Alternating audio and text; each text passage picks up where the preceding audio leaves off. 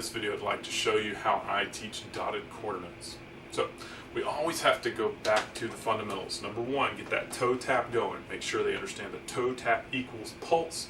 The mouth is the meter. We're chopping time up into smaller increments, and kind of like a meter stick chops this distance up into smaller and smaller increments. The hands are going to represent the rhythm. Students think that the hands are the most important. They just aren't. The rhythm is not the most important thing. The most important thing is the pulse. The second most important thing is the meter. The very least important thing is the rhythm. If they just tap their toe and count out loud, they will get much better than if they're just doing the rhythms, because the rhythm is almost with no understanding if you don't understand the pulse and the meter. So a lot of people, I show this system to them, I have my kids come out and clap and count for them or whatever, and they're like, oh yeah, I do something like that. That's pretty much the same as what I do. I just highly recommend looking at the differences in this to see what it is that makes this successful, because it's made some people really wildly successful at rhythm reading, and it makes my students very successful at sight reading in general. So check it out, see what's different, come to it with an open mind if you can. So when I teach dotted quarter notes, I do not tell them that the dot gives half of the value back to the original note plus the original note. It's not, that's a lot. Most students in America are not very confident with fractions, and definitely not very confident with adding 1 to half of whatever one, 1.5, or if it's a dotted half note, adding 2 to 1, like that. It's too much math for them. It's too, the fractions are not taught well in America, in my opinion. So instead, I show them 3 eighth notes followed by an eighth rest, and then have them clap that. So that rhythm is like this: 1 and 2 and. Okay? After I show them that and they get that down pretty well, then I tie the 3 eighth notes together and I say 1 and 2 and. And I make a huge deal about this, and sometimes even in the class I'm doing like crazy things so that they'll look up to the front. Even when I was a high school band director, just make it a huge deal to let go on the and that's right after 2. And after they can do this by rote, then I go ahead and look at 47.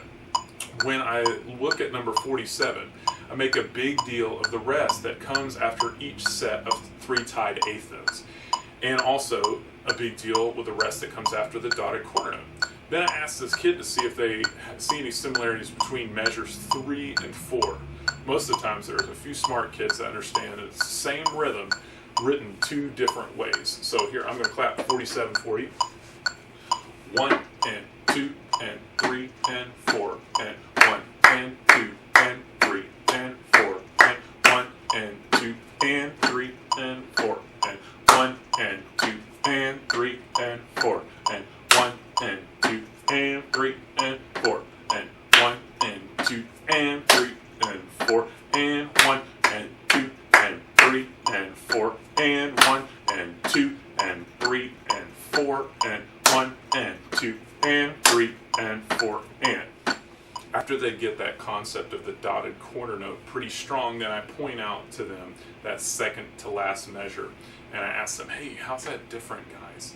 And some of them get it, some of them don't, but if you think about it, 1 and 2 and, that's the dotted quarter note, and then dotted half note, 1 and 2 and 3 and 4, you'll notice that I'm releasing up for the dotted quarter note and down for the dotted half note. And one is longer than the other, but the main difference that they don't get, like a lot of times if we're clapping, they'll go 1 and 2 and 3 and in the second to last measure, because they've just learned that dot equals let go on the up. So you want to make sure that they understand that the dotted half note has not changed. It's still released downward on 4, and the dotted quarter note and these 3 eighth notes tied together are released up. So I found that this technique of starting with the 3 tied eighth notes leads to a far deeper and faster comprehension for a larger percentage of my students. The beat and a half explanation tends to fall flat in terms of results and understanding. Now, I'm not saying that kids can't understand it like that, and that was how I was taught when I was younger, but this has gotten me much better results than the add half to it explanation. I also find that teaching a dotted quarter note with a rest after it, that eighth rest after it, is much better than teaching a dotted quarter note with an eighth note after it. I've tried it both ways, because when you do it with the rest, they truly understand the length of the dotted quarter note and when it ends, instead of just kind of learning by rote how the dotted quarter eighth note rhythm goes.